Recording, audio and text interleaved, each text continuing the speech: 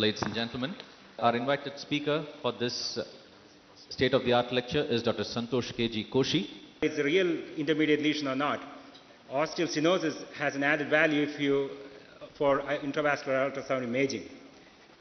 It can be used for guiding your stent procedure to assess the size of the stent and the length of the stent to be used, especially for acute stent thrombosis, to determine whether it's a mechanical failure of the stent versus an antiplatelet therapy failure. Assessment of complex lesions is important with intravascular ultrasound in selected patients, and for complications especially after percutaneous coronary intervention for stent dissection, edge stent dissections. It's used widely in research studies, especially in studies which involves progression and regression of atherosclerosis. This is the normal vessel, I would say near normal vessel. The vessel area is marked by the external elastic lamina, and the lumen area is the inside of the plaque. So any area that is in between the lumen area and the vessel area is a plaque area, so it can be obtained by subtracting lumen area from the vessel area. So there is some intimal thickening in this sector of the artery. You can determine whether the plaque is concentric as seen in this picture, whereas this is eccentric, and you can also measure the eccentricity index by calculating the diameter on both sides of the plaque. Positive remodeling, you all know it's a Glagow phenomenon which was described by Glagow. It's an adaptive expansion of the arterial lumen by, I'm sorry.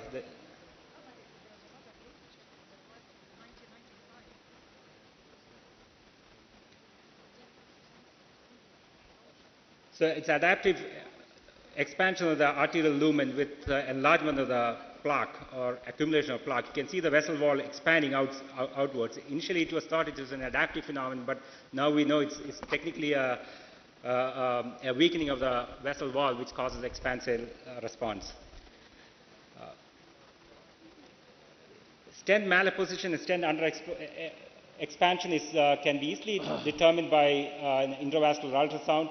The stent is clearly well apposed in this segment, whereas as you go forward there is malapposition here. The stent is not apposed well. And then finally at the edge of the proximal edge of the stent there is chromoflow beyond the stent in between the vessel wall and the stent, which shows that it's underexpanded. Dissections can be easily diagnosed with intravascular ultrasound, especially this is a peripheral artery, superficial femoral artery, where an atherectomy was done, and in the proximal segment of the artery it shows clearly there's a dissection with a dissection flap over here with a false lumen and a true lumen where the guide wire is in. Myocardial bridging is easily determined or seen in intravascular ultrasound. There's systolic compression of the intramyocardial part of the vessel, so it's easily diagnosed with the intravascular ultrasound. Intracoronary thrombus can be well visualized in intravascular ultrasound, and it's commonly used, especially in cases where there is loss of flow or slow flow, and we don't know exactly what the reason for the slow flow is. Volumetric analysis can be done by a careful pullback, automated pullback, longitudinal section, and a serial cross-section can be obtained, and the plaque area and the plaque volume can be determined. And this is usually used for research aspects in certain research studies.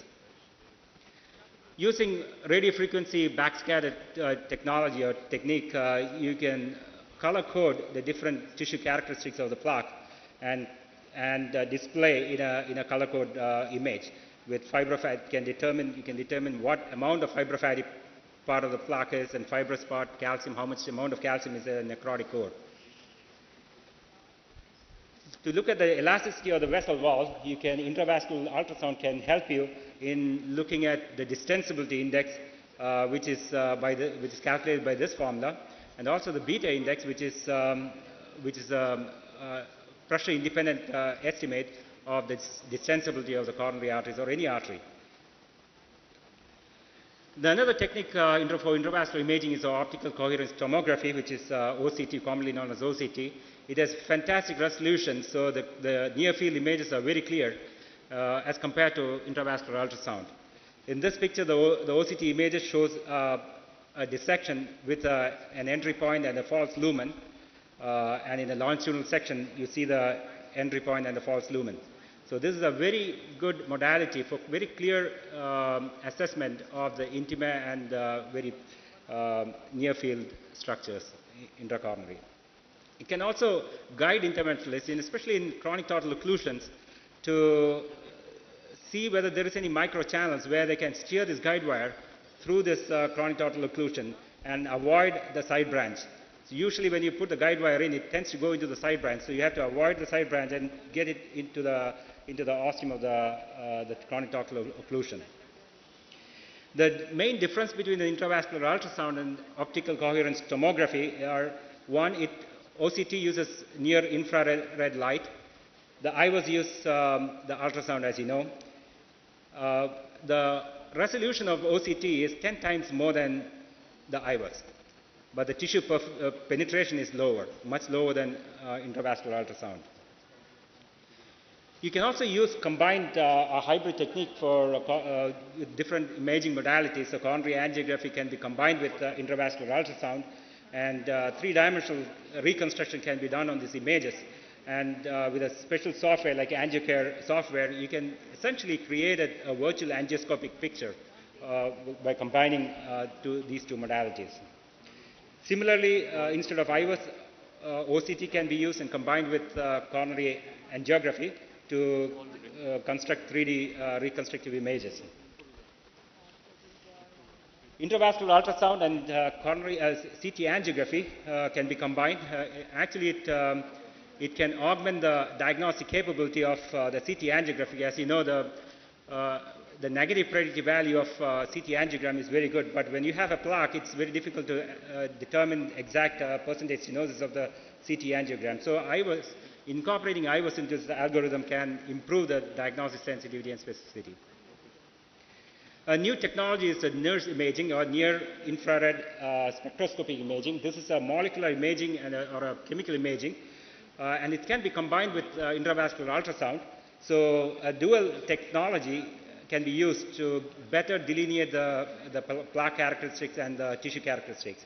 So this is a NIRS imaging where there are color coding of the tissue, different tissue characteristics by a chemogram, and it's converted to a block chemogram and is overlaid on the intravascular ultrasound to give the final picture of intravascular ultrasound with the chemogram, which it can code different molecules or tissue chemicals. Similarly, OCT can be combined with NIRS, and it also adds value, especially for determining the tissue characteristics of the near field structures like the intima. Intravascular ultrasound, CT angiography, and NIRS can be combined. All three modalities can combine and form a 3D and reconstruct a 3D image, which we can get an idea about the probability of lipid core in different segments, and also the wall stress or wall shear stress, and that can be created as a 3D reconstructive images. Intravascular ultrasound and OCT can be combined utilizing the advantages of both. As you know, the intravascular ultrasound has better penetration, whereas OCT has better resolution. So if you overlay both, you can get the advantage of both the techniques in one image. This is another technique where intravascular ultrasound is combined with another tissue or molecular imaging modality called the time-resolved fluorescent spectroscopic imaging. It's a catheter. It's a little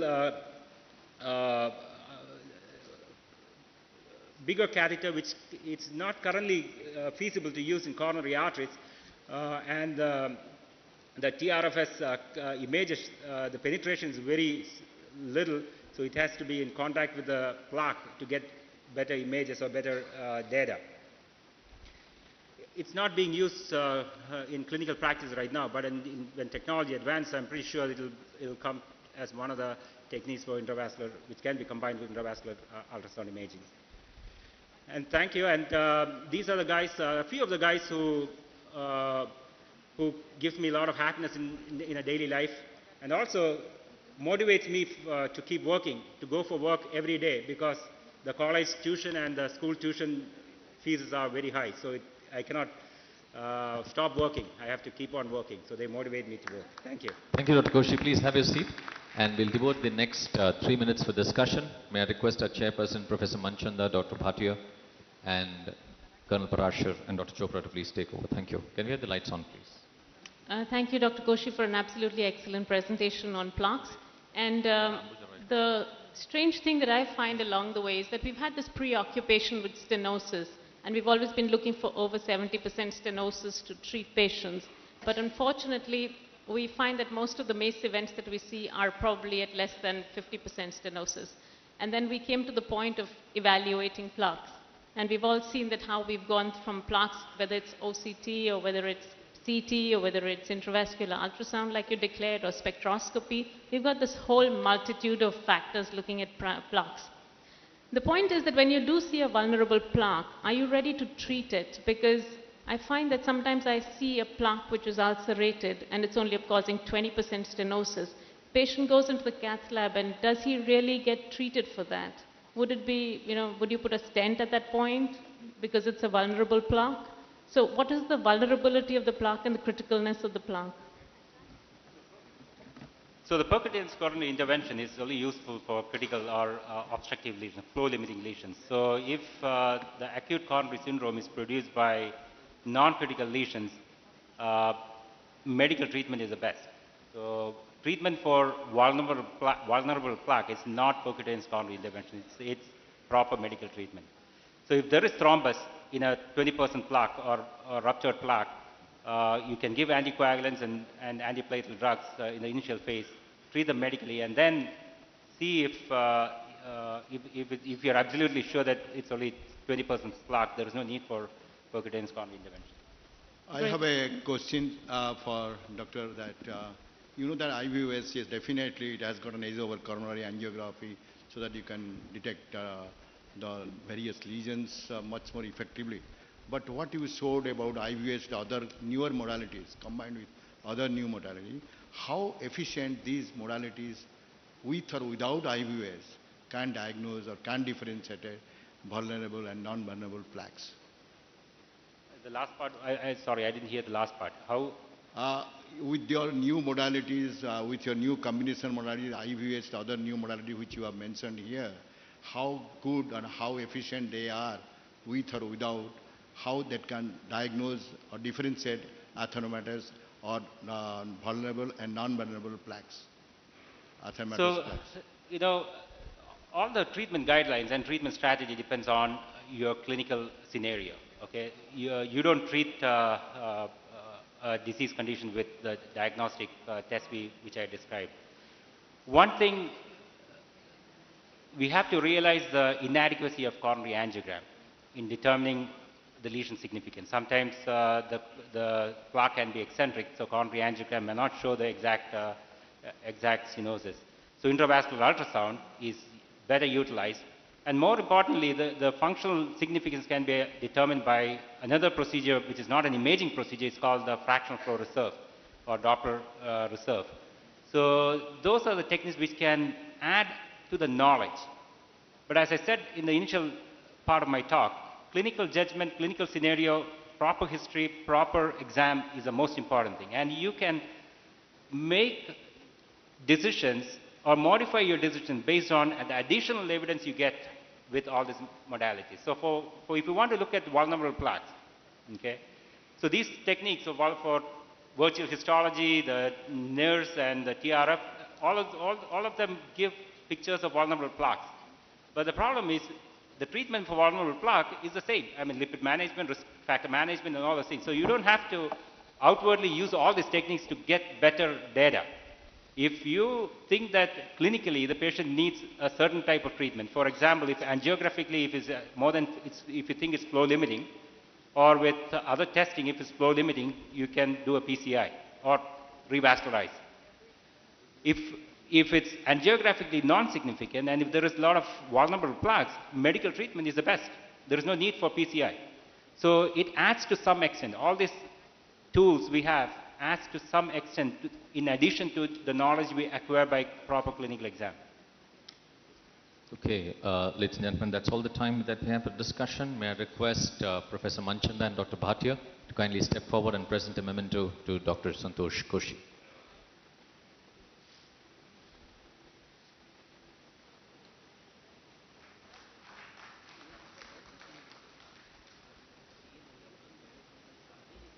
Thank you very much, Dr. Koshy, and we'd like to thank the chairpersons.